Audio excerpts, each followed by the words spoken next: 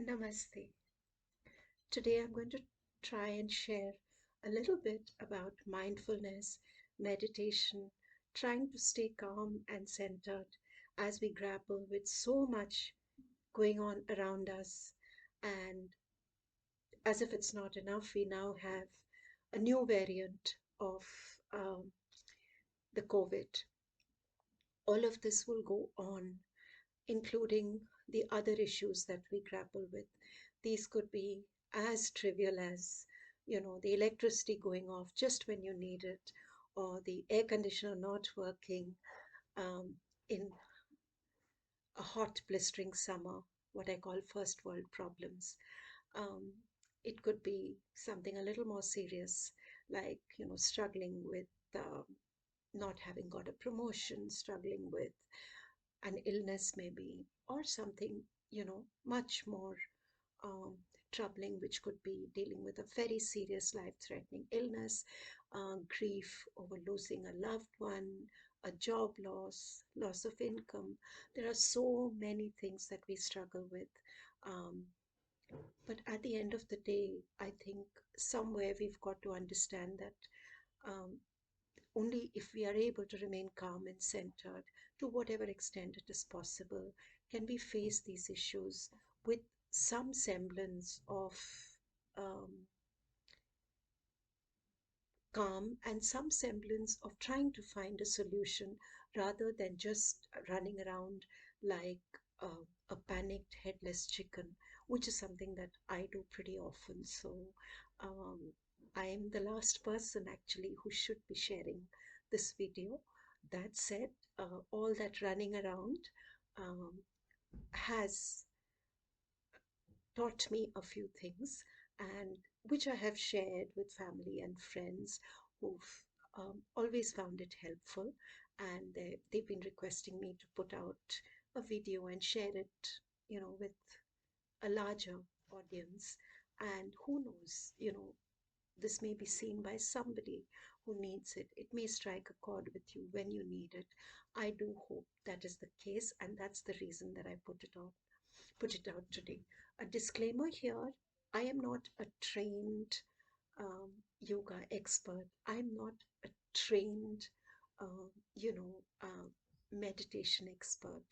Everything that I've learned has been through workshops taken by trained people, a lot of reading, and a lot of self learning. So that's something that I wanted to put out as a disclaimer. I'm not an expert. I'm just sharing my own learnings over these years. Meditation is not about controlling your thoughts. It's actually about not letting your thoughts control you. Zen, we all hear a lot about Zen. Zen is not about finding answers. It's really about losing the questions. Also, there is that very famous quote that says, the only Zen that you'll find at the top of the mountain is the Zen that you take with you. To a large extent, that is true.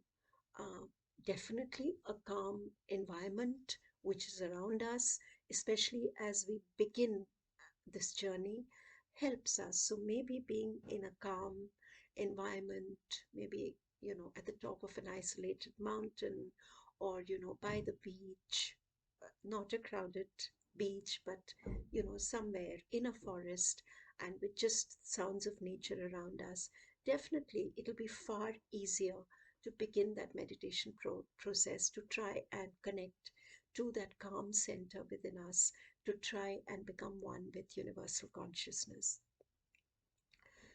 So, by all means, climb that mountain. By all means, walk into that forest and definitely sit down and try to meditate.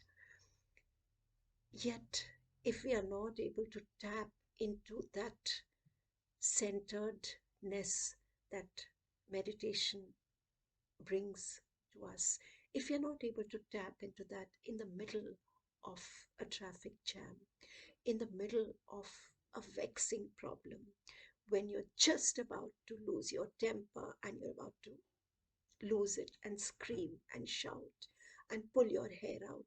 If at that point of time we can tap into that calm and that meditation and take that deep breath and respond instead of reacting instinctively, if we are able to hold back the um, instinctive response, which could be one of anger, or which could be one of, um, saying something extremely hurtful, that then is, I think, the real purpose of meditation or Zen. There is that famous question, I think, which comes up very often on workshops and on many sites, where a disciple asks the Zen master, what should I do before I achieve Zen? And the master says, chop wood and draw water from the well. And after I attain Zen, what should I do then? Asks the disciple. And the master says, chop wood and draw water from the well. So I think this is a perspective that I really wanted to share, because when I go through the little meditation exercises or the workshops, there's no magical mantra that you're going to sit down for 20 minutes or 10 minutes or 3 minutes and use the various techniques or videos, and you're going to come out of it calm. I wish that was so. I wish it was so simple, but it really isn't. It's really a journey, and it's as much about what we learn along the journey as it is about what we learn at the end of the journey.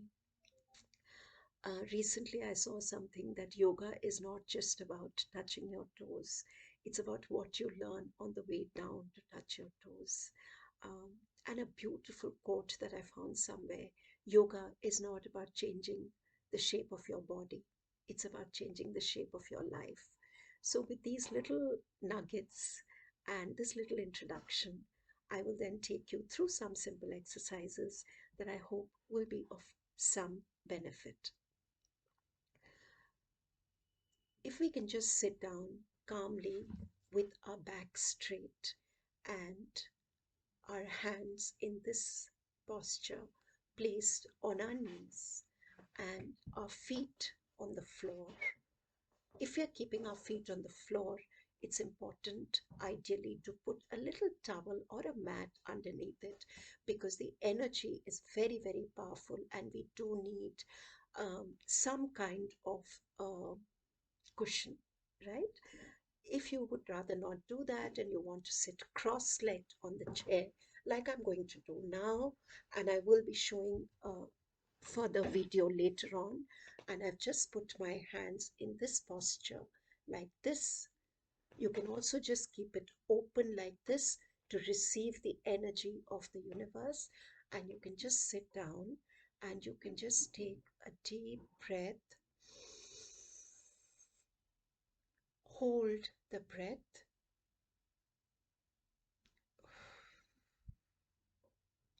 So I'm going to now take a deep breath to the count of 4.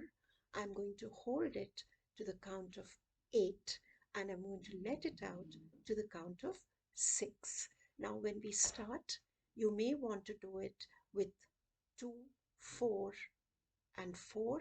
That's okay. The aim is just to begin focusing on our breath. That's all that I'm going to do in this first video. So I'm taking a deep breath. I'm going to take a deep breath. I'm now going to hold it.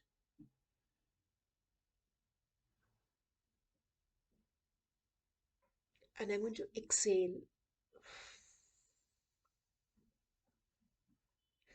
That last 2 counts of exhalation are important, because it's very important when we exhale to let out all the residual breath.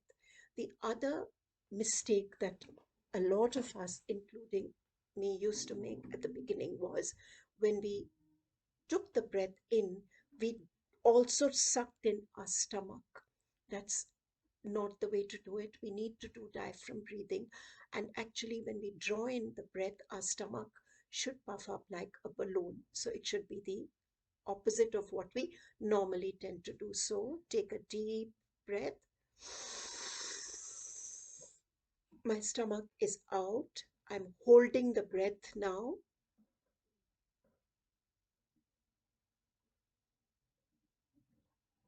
I'm now going to let out the breath.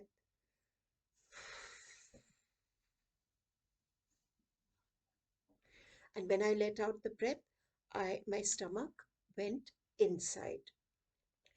To this, you can add Om, right? So I'm just going to do that. I'm going to take a deep breath.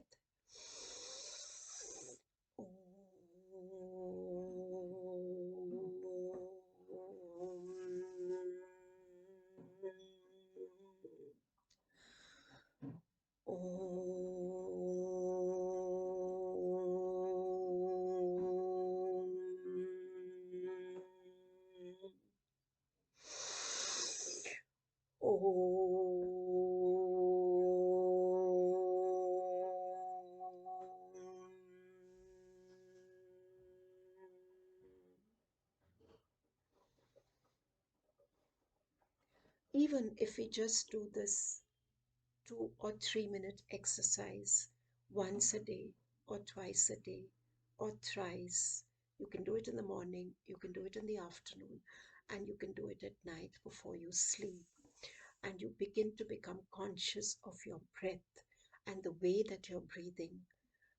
That is itself a huge start. And before you know it, it'll become a pattern, and you'll begin to look forward to this 2 minute or 3 minutes when you're just calm, and all that is on your mind and on your concentration is your breath and Om, connecting you to universal consciousness. Another very simple exercise that was taught to me at a workshop was for those who love music. So the notes sa, re, ga, ma, pa. So when you play it, either you sing it or you play it on a, I forget what it's called, a Casio. And we play it for children, and each child tells us which is the note that they love the most. So for instance, for me, it could be the note pa, right? And then we teach the child to meditate on that note at that pitch. This is something that I will be doing in a work, in a video, another video, because I need to demonstrate it for you. For those who understand music and who love music, this would of course come very, very naturally, and you would be able to understand what I'm saying. There is another exercise that, if I'm not mistaken, is taught at the Vivekananda ashrams, which is about focusing your energy in the center of your forehead. So if you just close your eyes and you imagine a flame, the divine, a flame of the divine, the flame or the light of universal consciousness, and you imagine that flame and you just stay focused. So right now, with my eyes closed, all I'm able to see is there is a flame in the center of my forehead. I can see the colors of the flame. There's blue, there's orange, and I can see a deeper reddish orange. Initially, when we begin to concentrate, when we begin this, the flame will keep flickering out, it may go out, and you become more aware of all the noises around you.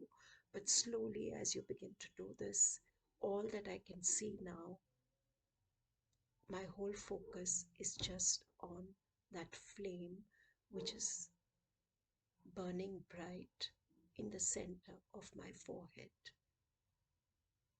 I don't want the flame to go out.